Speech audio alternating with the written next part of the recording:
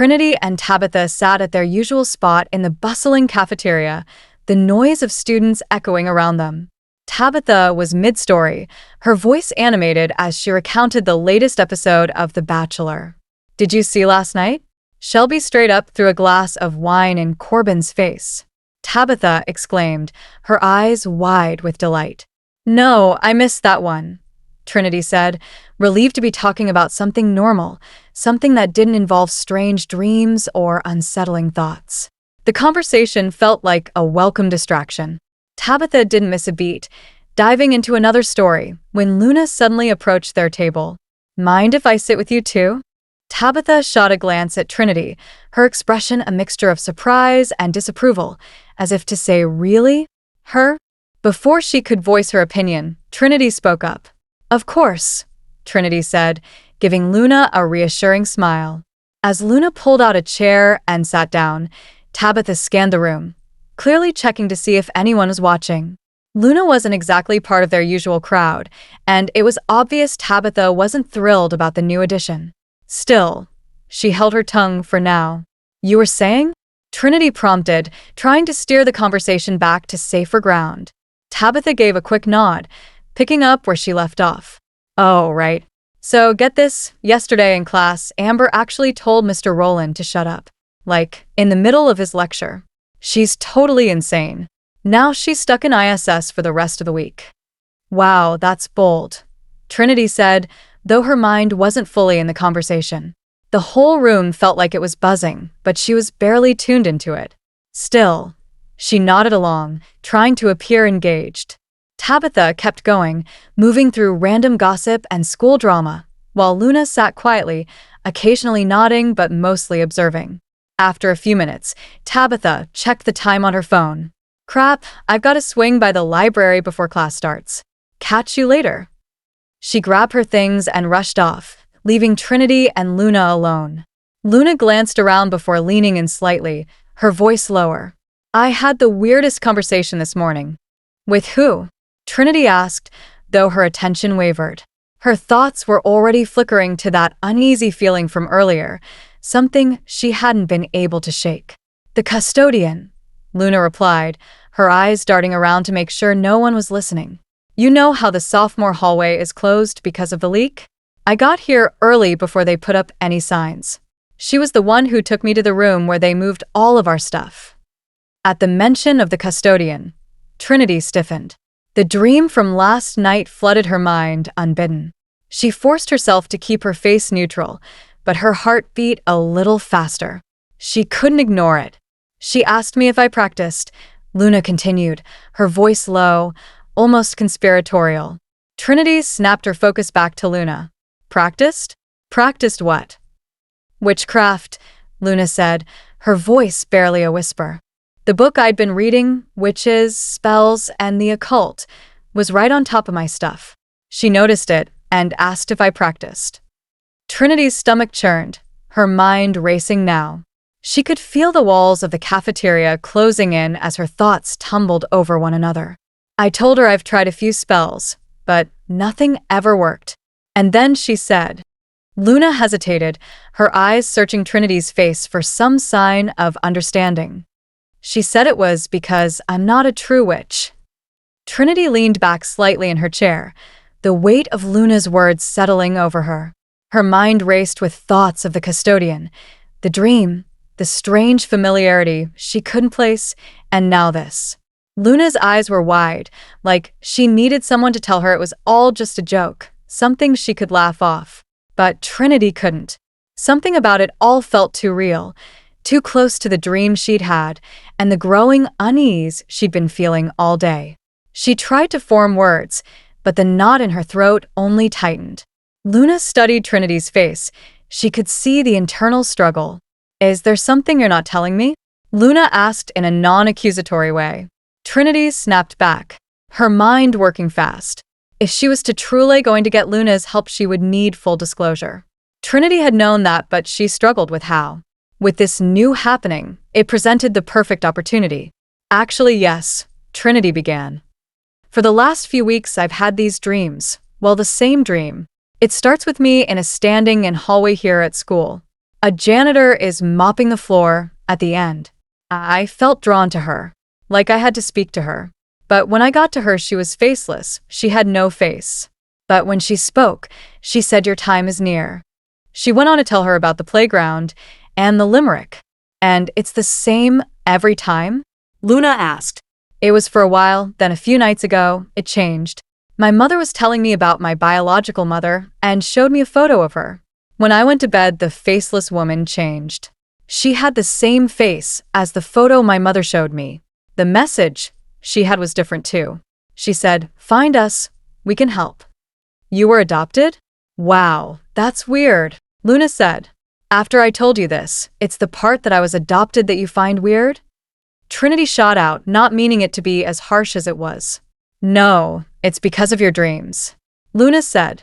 Okay. Explain. Trinity urged, curiosity piqued. Luna hesitated before continuing. If you're a witch and you were raised by a family not connected to witchcraft, there's a good chance you wouldn't know about your abilities. Your adoptive family might not have any idea about your heritage, and they couldn't teach you about it even if they wanted to. Trinity's eyes widened as the implication settled in. So, if I wouldn't have known?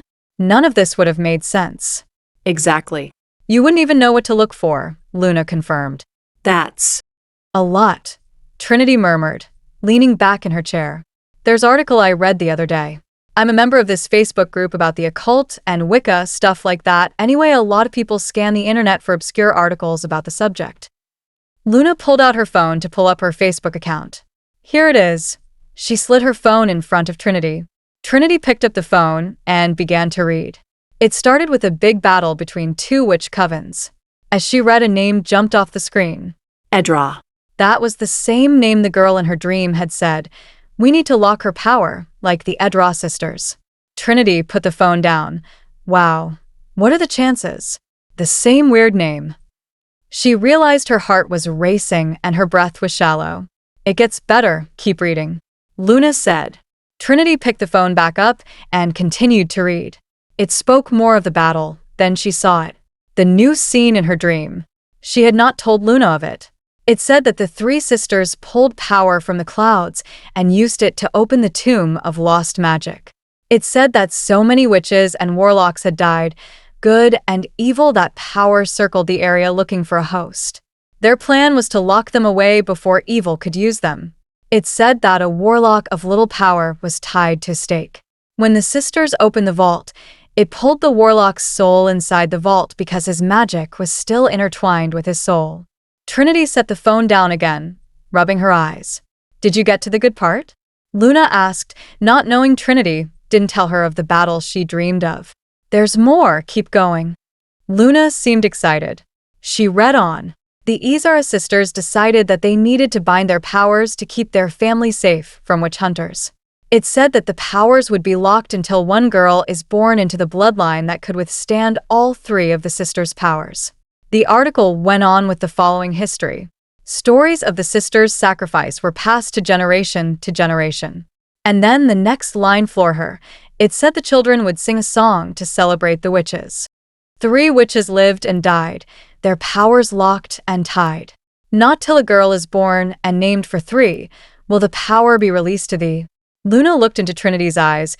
I think the tomb of lost magic is under our school. Luna studied Trinity's face carefully, noticing the tension that had been there since they sat down. There was no denying something was bothering her, something she hadn't shared yet. Luna leaned in a little closer, lowering her voice. Is there something you're not telling me? Trinity's mind raced, caught between the urge to confide in Luna and the weight of what had been happening to her.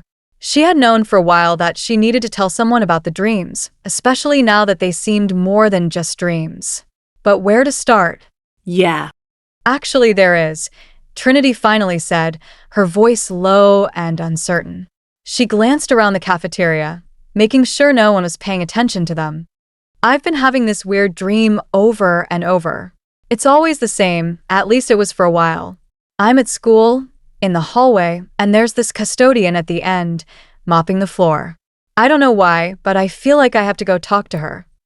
Trinity's heart beat faster as she thought back to the details that had haunted her nights. But when I get closer, she has no face. It's like a blank slate. And she says the same thing every time. Your time is near. Then I end up in this playground, and there's this strange rhyme playing in my head. Luna listened, clearly intrigued, her brows drawing together in concentration. And the dream's always the same? It was until a few nights ago. Trinity continued, the unease building again as she thought about the latest version. My mom told me about my biological mother for the first time and showed me a picture of her. That night, in the dream, the custodian's face changed. She had my biological mom's face. And what she said was different too. She told me, "Find us, we can help." Luna's eyes widened at that. "Wait, you're adopted? That's wild." Trinity shot her a look, more defensive than she'd meant it to be. "That's what you think is weird?" "No, not like that." Luna backtracked quickly. "I mean, yeah, it's interesting, but that's not why I think it's important. It's because of something I read a couple of days ago." Luna dug through her bag and pulled out her phone. "There's this Facebook group I follow about Wicca and the occult, and someone posted an article that I think might connect to what's happening to you." She handed Trinity the phone, and as Trinity began to scroll through the article, her pulse quickened. The article described a battle between two rival witch covens, a fight so fierce that it tore apart the magical community at the time. The name Edara jumped out at her from the text, the same name she had heard whispered in her dream. "That's the name for my dream," Trinity muttered, her voice tight. Luna nodded eagerly. "Keep reading." Trinity read on, her hands trembling slightly as she uncovered more of the story. The Edara sisters had been powerful witches, trying to protect their magic from falling into the wrong hands. To prevent anyone from claiming the lost magic of slain witches and warlocks, they had drawn power from the sky, using it to open the vault, the tomb of lost magic. As she read further, her breath caught. The article detailed how, during the battle, a warlock with little power had been tied to a stake, his magic still bound to his soul. When the Edara sisters opened the vault, his spirit was pulled inside by accident, sealed away with the lost magic. Alone, his soul became trapped within the vault, while the Edara sisters closed it to contain the magic before evil forces could harness it. Luna, watching her closely, prompted, "You see what I mean? That vault, it sounds like what your dreams are hinting at." But Trinity could barely respond. Her thoughts were whirling. She read further, and the article explained how the Edara sisters knew they couldn't leave their own magic vulnerable, so after sealing the vault, they performed a binding spell on themselves. They tied their powers to a prophecy, ensuring that their family would remain protected. The prophecy said their powers would be dormant, locked away, until one girl from their bloodline was born strong enough to inherit all three of their gifts. It was the next line that shook her. 3 witches lived and died, their powers locked and tied. Not till a girl is born and named for 3 will the power be released to thee. The rhyme hit Trinity like a tidal wave. It was the same one from her dream. The connection was undeniable now, and her chest tightened as the full weight of it sank in. Luna watched her, eyes wide. "You okay? You look like you just saw a ghost." Trinity set the phone down, her hands shaking slightly. It's "It's a lot," she managed to say, feeling the room spinning around her. Luna leaned in again, her voice quiet but serious. "I think the tomb of lost magic is under our school."